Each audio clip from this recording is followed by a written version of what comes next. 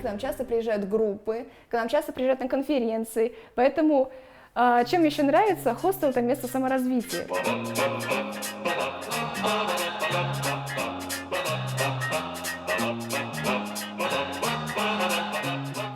Вот большой шкаф вместительный.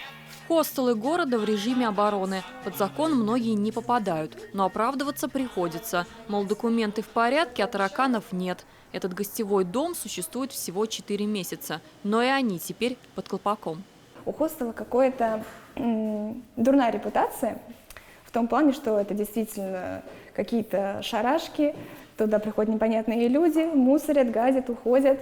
Вот так выглядит типичный хостел. Общая кухня, гостиная и номера. По сути, это гостевой дом, основная концепция которого – общение, гостеприимство и дружба. Парадокс заключается в том, что дома, которые изначально были созданы для людей, вдруг помешали самим людям. Конкретнее жителям того же дома. Чтобы защитить свои права, жильцам квартир по соседству с хостелами нужно было ходить по судам, собирать свидетелей и доказательства. Сам по себе факт размещения хостела в квартире как будто ничего не нарушал. Вот хостел на улице Парижской коммуны. Наверху живут люди, но владелец предъявляет документы. Его гостиница никому не мешает. Помещение не жилое, а вход отдельный. Одиночек мы не пускаем, гастарбайтеров не бывает. То есть все строго по порядку. И все люди, в основном, 90% это люди из букинга. Процентов 10 это проходит из города. Мы находимся в центральной части города. У нас отдельный вход, и мы абсолютно не пересекаемся никоим образом с жильцами дома. То есть не мешаем им. И действительно, запрет касается жилых помещений, а оговорка – гостиничных услуг. Это значит, что если по факту гостиницы нет, но есть бронь на место, завтраки для постояльцев или смена белья – это нарушение. Нелегальный бизнес это тоже знает, поэтому просто исключает спектр услуг, ведь договор найма никто не отменял. Вот здесь тоже очень сложно такую грань поймать, но хостел организуется с многоярусными квартирами, этими кроватями двухъярусными. Кроме того, во многих хостелах организуются завтраки, там можно участкового привлечь или в жилинспекцию. И если они видят, что в результате вот такой сдачи квартиры начинаются несоблюдение санитарных норм, появляются тараканы, какие-то клопы, я не знаю, то, соответственно, здесь Роспотребнадзор нужно подключать. Нет тела – нет дела. Если не поступит жалоб на хостел, то и работать он продолжит. Но даже если поступит, сложно представить, как закон будет работать на практике. Хозяин всегда вправе сказать – это не отдыхающие, а родственники приехали погостить. У полиции нет права без разрешения суда и согласия жильцов заходить в квартиру для проверки, а не хостел ли там. Впрочем, как и налоговый, получается, что и нерадивым предпринимателям нечего бояться.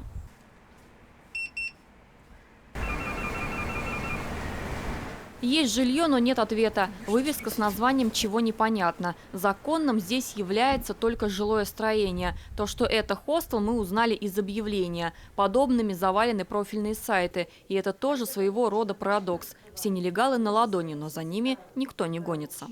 Брать списки живых действующих апартаментов, хостелов и проверять их. Почему нет? Мы же, и еще раз, не против конкуренции абсолютно, она даже интересна. Нет в списке. В букингах-то есть. Гостиничный бизнес возмущается. Закон для казанских хостелов ничего не изменит. Цены на номера останутся прежними. Но из-за подпольных ночлежек пострадают те, кто на виду, в основном из-за проверок. Эксперты уверяют, под ударом не столько Татарстан, сколько крупные мегаполисы и курортные города. Сдается комната, есть номера. Такие таблички практически у каждого дома в поселковых районах Сочи.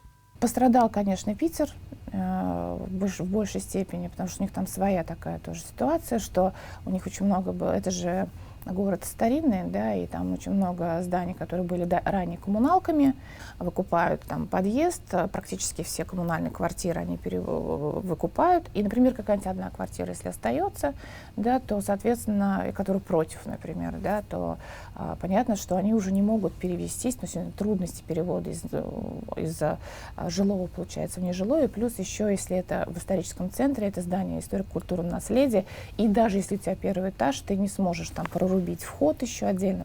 Если в Казани их пара десятков, то счет нелегальных частных гостиниц в Питере или Москве идет на тысячи. Весь сезон они получают прибыль, а в местную казну не платят ни копейки. Отсюда такие низкие цены на номера. Для туристов, впрочем, это печальное известие. Бюджет отдыха вырастет в разы. На хостелы люди едут, но не меньше организованные группы. Или выходят на хостел напрямую, минуя туристические компании. Группы, которые ищут размещение сами, они, как правило, имеют очень малый бюджет на свое размещение, на обслуживание в городе. Они ищут варианты вот такого дешевого размещения, варианты дешевых экскурсоводов. Они выходят напрямую на экскурсоводов. То есть у нас серый рынок в этом плане очень сильно развит.